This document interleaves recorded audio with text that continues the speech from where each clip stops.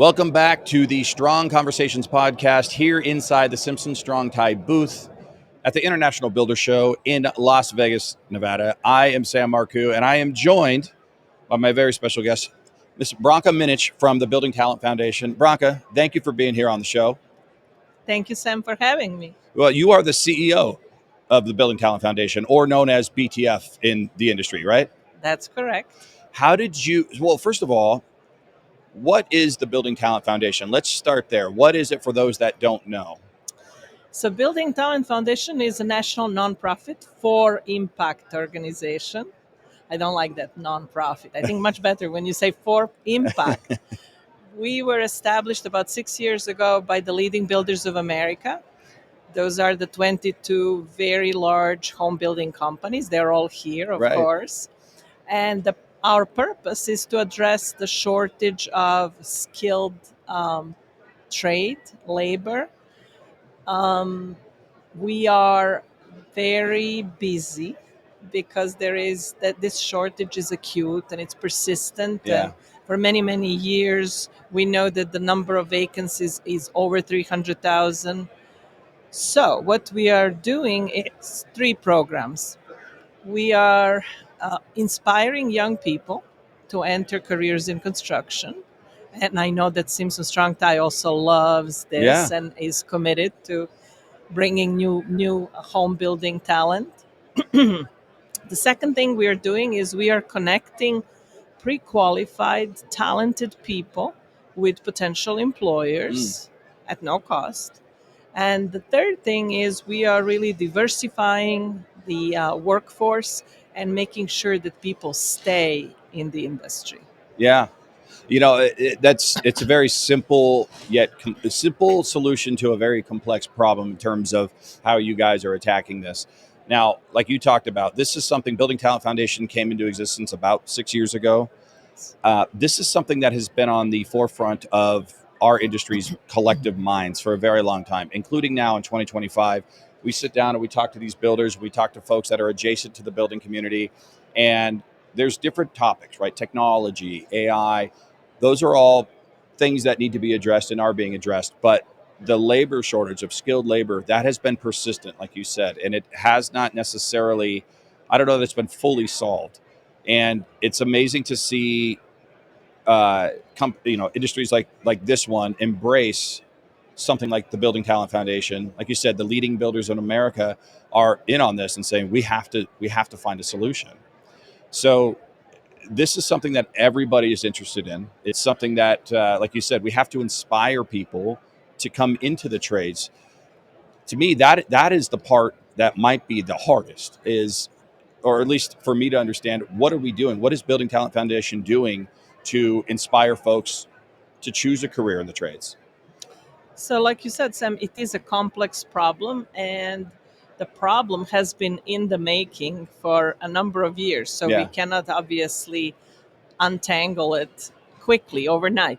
But when we are all together in this, like leading builders of America pulled their resources together, and then manufacturers like Simpson Strong Tie joined, and we have a number of them who are also supporting us, then we have a chance of solving a complex problem. And to inspire young people, we are with them in communities, and we are telling them what are the opportunities in this industry. And those opportunities are very exciting. We get to inspire young people, and then there is a parent Yeah. or a school counselor that pours cold water over it. So the cold water that you're talking about, what is that? Why? I guess maybe why is it discouraged to consider the trades? Is it a misconception as to what the trades are? Is So, it still the push for college? And if you don't go to college, then you're not doing things, quote unquote, the right way? so obviously there is a stigma. Yeah. I call it the 4Ds. These careers, these jobs are considered difficult, dangerous, dirty, and dead end. So 4Ds. Wow. Also, the college push. I believe that most schools, high schools, and the counselors are incentivized and they are evaluated based on the college admissions, Yeah. as opposed to looking that there are many different ways Right. to go about careers. Yeah, you can be in the trades and then come back to college afterwards. These days, we don't have just one career. Yeah. So how do you break through that wall? How do you get past that stigma, and how do you get past potential barriers of entry at the high school level? Because it feels like that's where you would really need to focus a lot of your efforts, is to reach those folks that are getting ready to mature into adulthood and have to make a decision as to what they're going to do after their primary education is complete. So how are you able to work within that system? Well, you have to do many things, right? And you are an expert in this area. To get the word out, you got to come at it from different perspectives. So we go into classrooms, even in kindergarten, Wow. and we take books and read about the beauty of building things. We talk with instructors. We provide career information both online and in person. And success stories and role models make the most difference. So, people who are volunteers from different companies come with us Mm. to our career events in various schools. And when young people can engage with them and ask them questions, tell me about your career, tell me how you became an owner of a trade company. Yeah. And you see that people started by building, learning on the job, and then eventually they built themselves to being a business owner. Yeah. Then you see that light in young people's eyes, and they see that's that aha moment. I can be also an entrepreneur. I can own a business. I can have this nice boat that this guy brought to this career event. Yeah. So it's interesting you say that, all the way down into the kindergarten age level, letting folks know that there are different paths for success. Yes. It's not just starting in high school. It's like maybe it's almost too late if you aren't interacting Yes. with them by the Yes. time they're a sophomore or junior in high school. They've been kind of told this is the path you have to take. So you actually have to get a little bit younger and say, look, there's different ways to do this. So that's the first part of it, right? You got to go out, you got to inspire folks. But you said you guys are also working on placing folks with companies to help fill those jobs, because that's another barrier of entry. If somebody's like, hey, I understand it, I would like to find a job. How do I do that? Where do I go? How do I start? So take me through that process. How are you guys, like, what's the process of taking somebody who is inspired, that can do the job, and making sure that we find the right work for them to do? So when I started building Talent Foundation, that it didn't exist six Yeah. years ago. First, what we did is a labor market analysis. And what I learned is that there are many training programs in most markets, but what is missing is that bridge between training and schools. So, Building Talent Foundation is not a training provider. We partner with schools and different training programs, and we partner with employers. And my team are experienced career coaches and placement specialists. So these are individuals who have 10, 15 years of experience. Either they worked for the military as recruiters, or they worked for as corporate recruiters, or Okay. maybe for agency recruiters. So they really know how to interview and understand what the person can do, what environment is best suited for them, and also what are their career interests. And on the other side, we interview employers and we determine what are the requirements of the job, and also what are the personality types that would be best suited for that workplace. And then we do the matching. So that's where the magic Yeah, happens. that's the magic right there. Yes, yes. But also a tender loving care through that process. Yeah. Young people are not necessarily prepared in schools how it would look like when you are on the job. Yeah. And so that mentoring and that support, we support them for up to 6 months after they started Oh on the wow. job. Wow.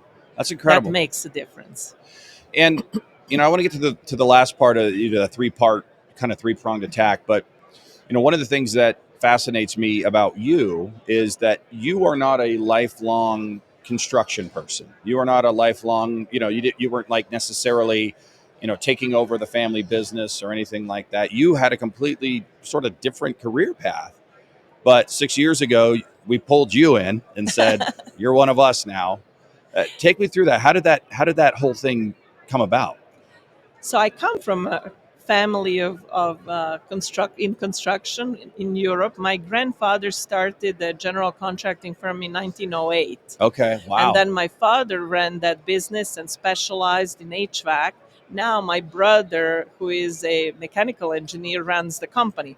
But I, as a girl, was never invited in. Mm, So I had to take a different route.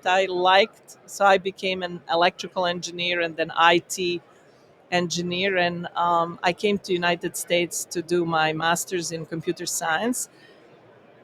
I love that field, but I was missing the contact with people. So I switched to workforce development to help others enter technical careers. wow. And through many years that passed, I got to Leading Builders of America and the challenge of, can we harmonize the labor market for residential construction and really have that balance between supply and demand for Right. skills?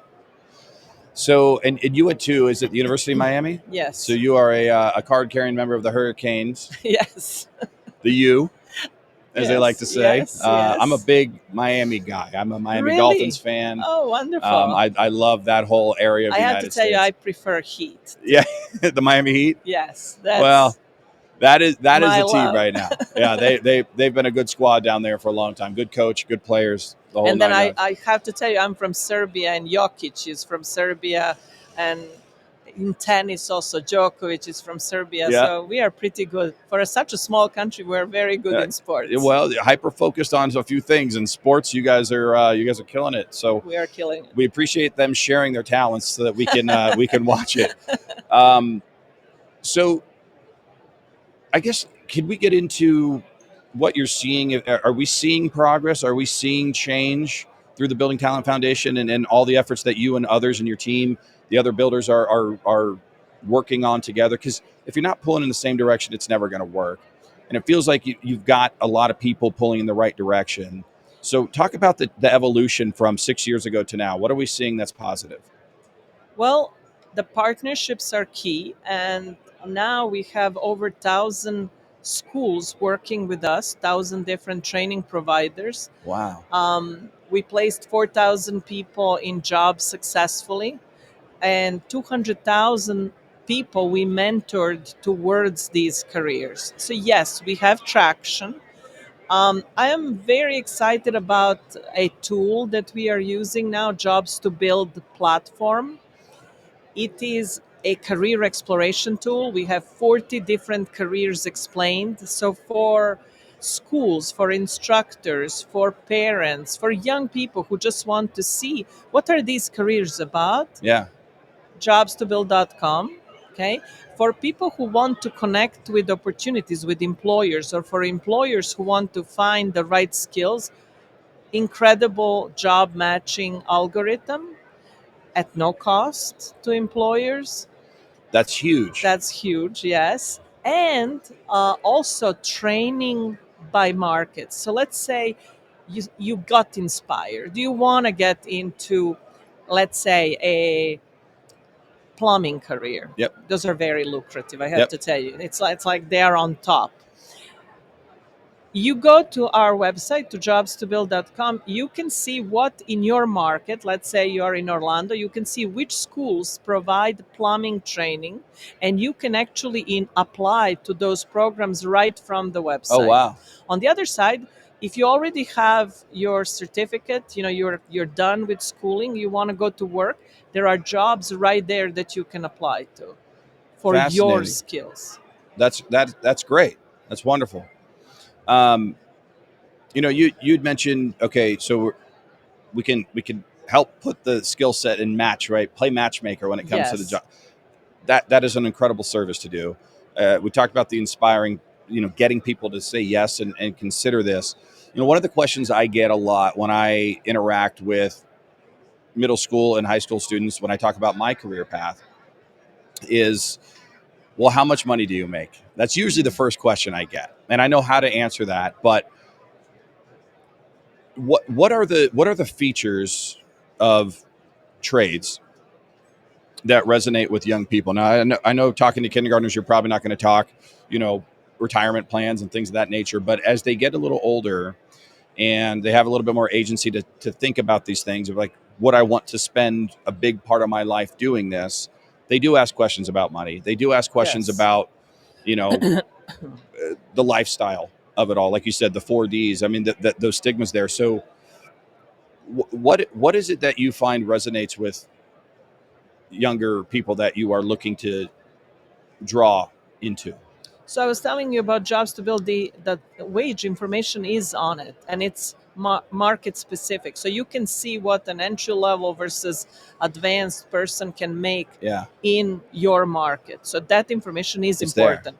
But it's not just that. If I want to tell them about what are the benefits, one thing is definitely the flexibility.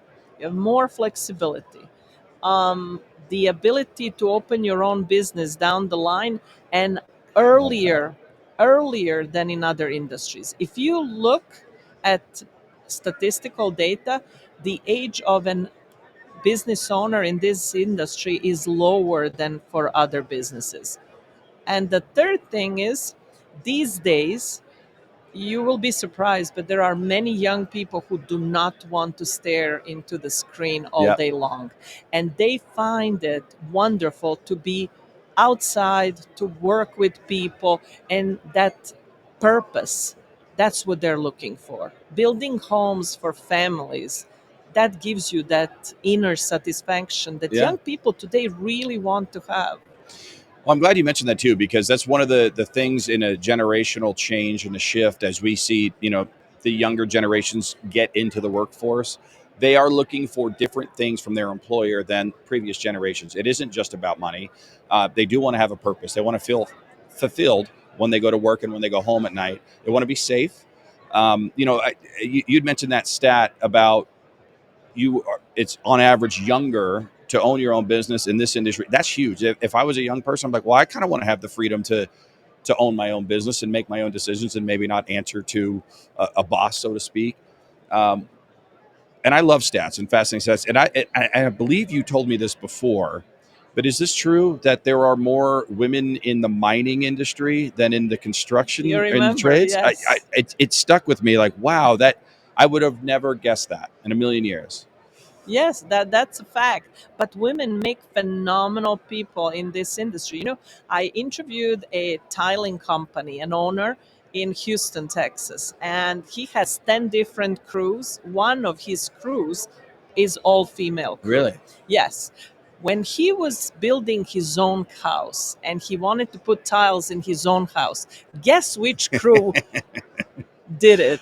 And what he says is because of the attention to detail. Oh, that makes sense. Yeah. Yes. Yeah. So women can do phenomenal jobs in this industry, and we just have to let them in. Yeah. We Well, have to really welcome them.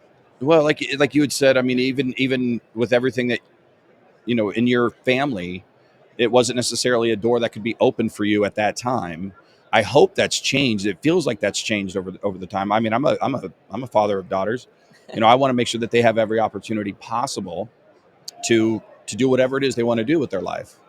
And seeing that and hearing that stat about mining versus the trades, and then hear those anecdotal stories, those are all inspiring for the next generation of female professionals in whatever it's going to be, skilled trades in this case. um, what else in terms of diversification of the workforce? What else are you seeing? What other stats do you have for me? I'm fascinated by those things. Well, one thing is changing also the way we approach a career pathway. When I was growing up and you said somebody's 30 years with a company, that was considered a positive, Yeah, right? These days, for young people, that's not a it's different, positive. huh? It's different. And it is not go to college or go to trades. You can have it all.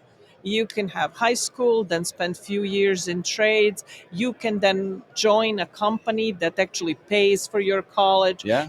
Then you can go back and have your own business. Then you can get out and maybe work for corporations in America. You can have it all and design a career pathway that makes the most sense to you and your lifestyle and your family needs. And I think you're on to something with regards to the messaging in terms of, again, younger path, or I guess a younger age in terms of your path to ownership of your own business. The ability to design. I love the way you phrase that. To design your career. Again, if I'm a young person that's figuring out their independence and what they can do and what they cannot do, hearing that I have the ability, I have the choice to make these decisions and I'm not stuck, I'm not landlocked to this career path for the rest of my days. If I don't want to do this after a while, I can go back to school, or I can not go to school and go do this other thing and be outside because I've been cooped up in front of screens my entire child, whatever it turns out to be. What a fantastic message there. Now, um, we've been talking for about 20 minutes, and we're at the International Builder Show here in Las Vegas, like we talked about. Um, what are you looking to get out of this? You're very busy. I saw you earlier. You had a meeting here at the Simpson Strong Tie booth outside of the podcast. You were over in the West Hall for a while. We're in the Central Hall right now recording. There's all kinds of stuff going on. You have meetings after this podcast that you're going to get to. What's the number one goal for you at IBS 2025 and for the Building Talent Foundation? So I love this IBS show, and I love to see the friends that I have made in the industry. So networking, learning from others, learning what's happening, that's always a great benefit of this event. However, this year we are here for a very exciting reason. For the last 18 months, we have been working on a very special study with our builders, with our leading builders of America, to identify what are the high value skills in home building that would help us to build homes better, faster, and safer. So, these high value skills, we went for a survey. Many of our builders participated, divisions across the country. Then we convened experts, we discussed what our findings and the best practices for upskilling, and the final report is done. So tomorrow at 10 o'clock, we are releasing the findings of this study at the Weyerhaeuser booth. They were the supporter behind this work, and very excited. But this is just the beginning, because all of this year we will be taking these high value skills and best practices to schools and to employers who are training on the job. So I am very excited, because I think this is the next step. It's not just pushing new talent into the industry. We need to take the existing talent up. They need to grow in their careers, and then they will free space for some new talent to come in. We were talking to some builders earlier today, and they talked about they just went through and changed what their job description is because of new technologies, and that this is what they're studying in school. He's an architect by trade, and we need to reflect that, because this is what they're learning, and they need to understand that, oh, I learned this in school. In this case, I can go apply for this job because I have those skill sets. So it's about stacking clay, getting the talent in, and then carving out and molding and making sure we're refining the process to get the right skill sets to the right jobs with the right people. So you're right. That's you could even see it in you. You got really excited to talk about this. So the big reveal is tomorrow on Wednesday, the 26th at 10 a.m. at the Weyerhaeuser booth. Yes. And young people, when they see new technology, when they see what is happening in the industry, that's what inspires them a lot. So we are actually taking Simpson Strong Tie trainers, that, into the classrooms, and they let our young people to use the tools and to do some exercises with them. You should see that excitement on their faces, in their statements. That's what makes the difference. That's it right there. Yes. Well, Branka, thank you so much for being here, sitting down on Strong Conversations here at the International Builder Show at the Simpson Strong Tie booth. Anything else before I let you get on to your very, very busy agenda and schedule for the rest of the day? Anything else you'd like to say or leave us with? Well, I hope to talk again with you, Sam, and thank you very much for this opportunity to share about Building Talent No, Foundation. thank you. I appreciate everything you're doing and solving a problem that needs to be solved. So, Branka Minic, ladies and gentlemen, thank you for joining us. And stay tuned. We got more content coming from IBS 2025. Talk to you guys soon.